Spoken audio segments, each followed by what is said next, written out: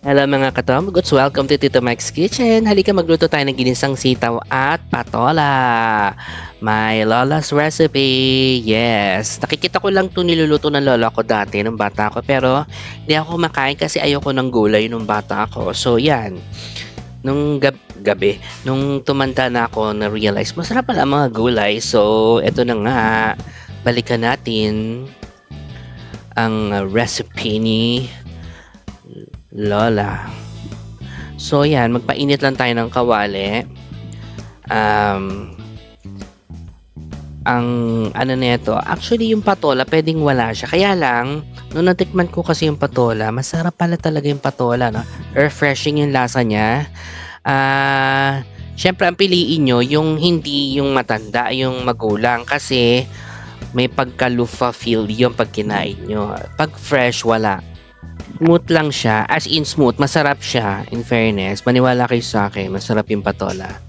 Pag ito ulam namin dati, ang kinakain ko lang, kukuha lang ko ng saba, pipiliin ko yung karne, pati hipon, yun lang. Di ko kakainin yung gulay. Ganun ako nung bata ako. Ganun din ba kayo? Paki-thumbs up kung ganun kayo. Char. So ayan, sinangkot ko na itong baboy. Lumabas na yung kanyang fats. So, lagay na natin yung iba pang mga lahok dito sa ating um, luto na ulam na to. Actually, napakamura ng dish na to. Pero magkano lang naman yung sitaw, magkano lang yung patola, kung tanggalin mo pa yung patola. Kahit nga walang gulay eh. Ay, gulay. Karne, okay lang naman. So, ito bawang sibuyas, pinagsama ko na. Ganun din naman. Sorry ha, pero ganun ako. Ganun akong katamad. Tsa. Hindi, pareho lang yan. Wala. Importante, nasangkot siya mo at nagisa mo ng mabuti para lumasa ang mga gulay na to. Okay? So, pagkatapos na ito, syempre, ilalagay na natin yung bida ng ating dish. Ito ang sitaw. Technically, isang ano lang to eh, isang tali. Magkano lang isang tali, di ba? Ay mahaba yung sitaw. Isang-isa mo lang yan. Isang sote-sote lang. Yes. Masarap din ang sitaw. In fairness. Pero nung bata kasi ako, ang kinakain ko lang gulay ay kangkong. Kangkong lang. Sa sinigang. Yun ang kakainin ko, tsaka laman, tsaka kangkong, yun lang. Kamatis, kumakain din ako. Yun luto, ayoko ng hilaw. Diba, baliw? So, yan. I-saute-saute lang natin yan. And then, mamaya, ilalagay na natin yung isa pang ingredients na magpapalasa dito sa ating dish. Pero kung may allergy sa inyo dito, wag nyo nang itry at baka ma-allergy pa kayo.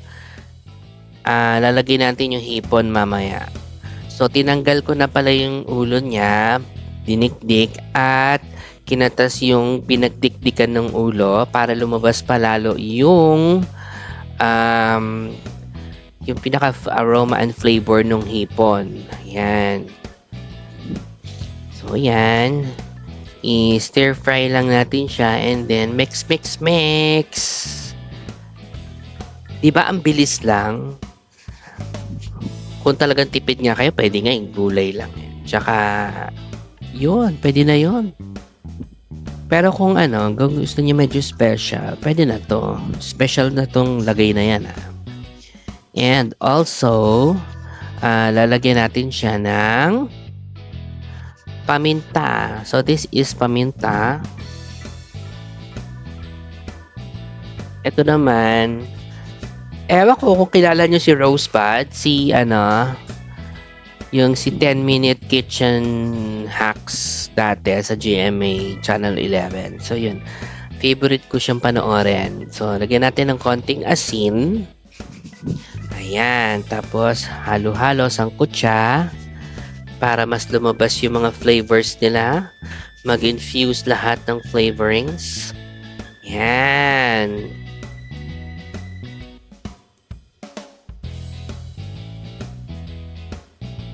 Tapos, lalagyan natin siya ng konting ito na pala. Ito na pala yung pinagkatasan nung ulo nung hipon. So, hindi na natin siya lalagyan ng tubig kasi tubig na yon. So, yon. Pisain nyo pa yan para lumabas lahat ng kanyang katas. Ganyan kasi yung lola ko.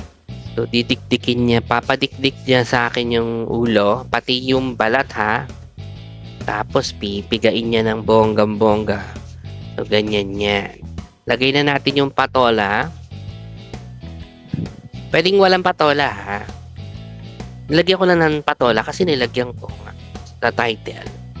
Konting oyster sauce para mas magkaroon siya ng more dagat aroma and flavor. So, halo-halo. Mix. So, yun. And then, isi-simmer lang natin siya mga 3 to 5 minutes. And then, lagyan ng konting mga pangpalasa. Bahala na kayo kung anong gusto nyo ilagay. Etong dish na to, mga less than 150 lang to. Good for 6 packs to. 6 to 7 or 8. Since nag-diet kami, ako, so, kasya to sa sa 8 tao. Kung mahina kayong kumain. So, ito, naglagay pa ako ng kalahatin lang ng cube, ng bouillon, shrimp flavor, para mas lalo pang lumasa yung hipon kasi na-miss ko yung hipon. So, yon, naglagay tayo ng kalahati lang. Yan, hindi ako naglagay ng tubig since magtutubig naman siya mag-isa niya, gulay naman to. So, yun, naglagay ako ng mga pampalasa, syempre patis, konti lang para hindi masyado. Okay. Tapos, konti pang pakulo, and then, pwede na natin siyang iserve. Ang gandang dish na to, lalo sa mga nagda-diet, kasi yung patola, very high in water content siya, tsaka fiber din. Tapos, maganda rin siyang panghanda sa, pag Holy Week. Tanggalin nyo lang yung baboy, pwede na yung hipon, or yung karne pala, pwede na yon. So, kuluin natin siya ng mga 1 to 2 minutes, and then this is good to go na sa ating plating. O, di ba sabi ko sa inyo, dadami pa yung sabaw niya. Actually, hindi dapat ganitong kasabaw, pero pinatuyo ko pa siya ng konti. So, yun.